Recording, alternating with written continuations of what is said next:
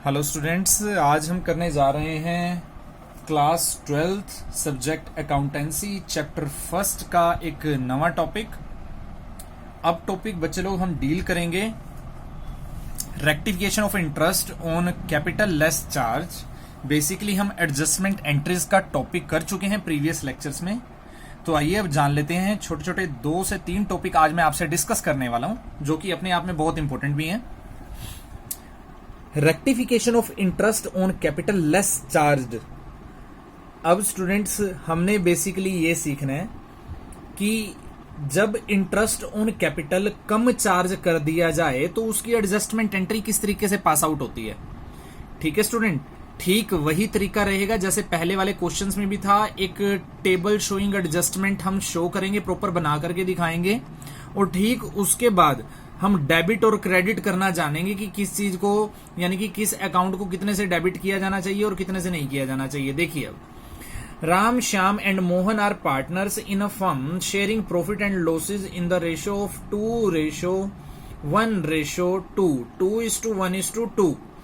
There fixed capital, बताया गया है कि राम, श्याम, मोहन, इनकी कैपिटल जो थी वो 2:1:2 थी। देयर फिक्स कैपिटल जो दी हुई थी हमें, वो कितनी दी हुई थी? 3 लाख, 1 लाख और 2 लाख रिस्पेक्टिवली का मतलब यहां पर किस चीज से हो गया कि राम की जो हुई वो 3 लाख हुई, श्याम की जो हुई वो 1 लाख हुई और मोहन की जो हुई वो 2 लाख हुई। Interest on capital for the year ended 31 March 2014 was credited to them. क्या बताया गया है कि इंटरेस्ट ऑन कैपिटल जो उनको दिया गया 31 मार्च 2014 तक, कितना दिया गया जो उनके अकाउंट में क्रेडिट किया गया, वो 9% के हिसाब से किया गया इंस्टेड ऑफ 10%। 10% की जगह 9% कर दिया गया। ठीक है, तो अब देखिए, the profit for the year before charging interest was rupees. बताया गया जो प्रॉफिट्स रहे हैं वो कितने रहे हैं। Profit for the year before charging interest charge करने से पहले का प्रॉफिट हमें दे रखा है 2,50,000। Prepare necessary adjustment entry. तो आपको एडजस्टमेंट एंट्री इसकी करके दिखानी है। अब स्टूडेंट देखिए, यहाँ पर प्रॉब्लम चल क्या रही है। प्रॉब्लम ये चल रही है कि हमने 9% इंटरेस्ट ऑन कैपिटल दे दिया है, दिया जाना चाहिए था 10%। तो सबसे पहले मैं हिसाब लगाता हूं, 30,000 का अगर मैं क्या कर दूं, कितना परसेंट है? 9%। अगर मैं इसका 9% कर देता हूँ 3 लाख का, सॉरी, तो वो कितना आ जाता है? वो आ जाता है 27,000। ऐसे ही 1 लाख का आप 9% करोगे तो वो कितना आ जाता है? वो आ जाता है 9,000। और ऐसे ही 2 लाख का मैं क्या करता हूँ, 9% कर देता हूँ तो वो आ जाता है 18,000।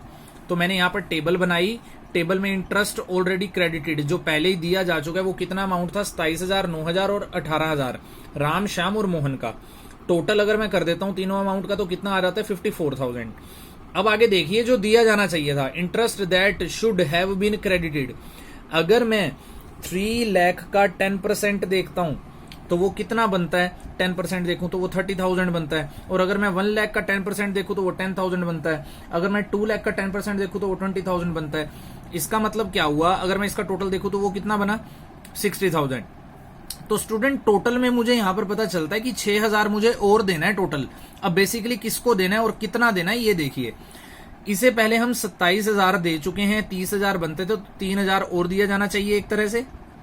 ठीक है स्टूडेंट, इसके बाद 9,000 इसके पास चले गए थे, 10,000 बनते थे तो 1,000 इसको और दिया जाना चाहिए। ठीक है स्टूडेंट, फिर देखिए 18,000 पहले जा चुके थे, 20,000 बनते थे, कितना दिया जाना चाहिए? ये दिया जाना चाहिए इसका 2,000 और दिया जाना चाहिए। अब मैंने यहां पर देखा कि इन तीनों का टोटल कितना बनता है, वो बनता है 6,000। अब स्टूडेंट ध्यान से समझिए, अगर हमने इनको इंटरेस्ट ऑन कैपिटल कम दिया है, कितना कम दिया है? टोटल 6,000 कम दिया है, तो अब तक ये था कहां? इसका मतलब इनकी प्रॉफिट शेयरिंग रेशो में वो बटा हुआ था। तो आप करेंगे क्या? 6,000 को आप एक कॉपी पेन अगर उठा करके बैठे स्टूडेंट, बहुत इजी हो जाएगा आपके लिए भी करना। 6,000 मल्टीप्लाई इनकी अकाउंटिंग रेशो, जो इनकी प्रॉफिट शेयरिंग रेशो दे रखी है, उसको सॉल्व करना शुरू करें।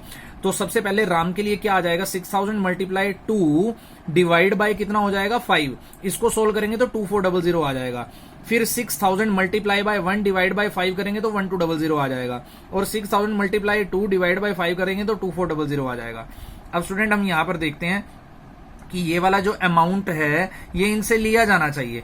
अब ध्यान से समझिएगा स्टूडेंट, ये अमाउंट जो था ये इनका क्रेडिटेड अमाउंट था, यानी कि क्रेडिट का अमाउंट था, इनको और मिलना चाहिए। ये वाला अमाउंट भी क्रेडिट का, ये भी क्रेडिट का, ये भी क्रेडिट का है, ठीक है। और ये इनसे लिया जाना चाहिए क्योंकि इन्होंने इसको प्रॉफिट्स के रूप में आपस में बांट रखा था।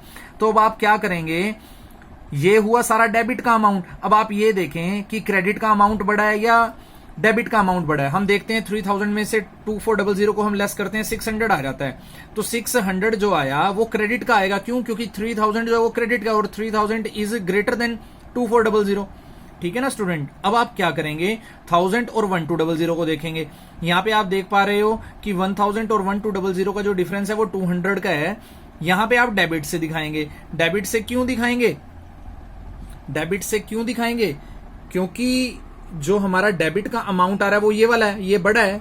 1200 इज ग्रेटर देन 1000। अब ऐसे ही यहां पर देखिए 2400 और यहां दे रखा है 2000, और 2400 इज ग्रेटर देन 2000। 400 जो आ जाएगा वो डेबिट का अमाउंट आ जाएगा। तो स्टूडेंट इसका मतलब सीधा सा है, एक एडजस्टमेंट एंट्री जो बनेगी वो क्या बनने वाली है, मोहन और श्याम इन दोनों को तो कर देंगे हम debit. Mohan's capital account debit, Shyam's capital account debit. 2 क्या हो जाने वाला है, 2 हो जाएगा राम्स कैपिटल, ठीक है ना। तो वो 400 200 से डेबिट और 600 से क्रेडिट। यही स्टूडेंट इसकी एक रेक्टिफाइंग एडजस्टमेंट जो एंट्री बनती है वो यही बनती थी स्टूडेंट। आइए हम नेक्स्ट पॉइंट की तरफ चलें।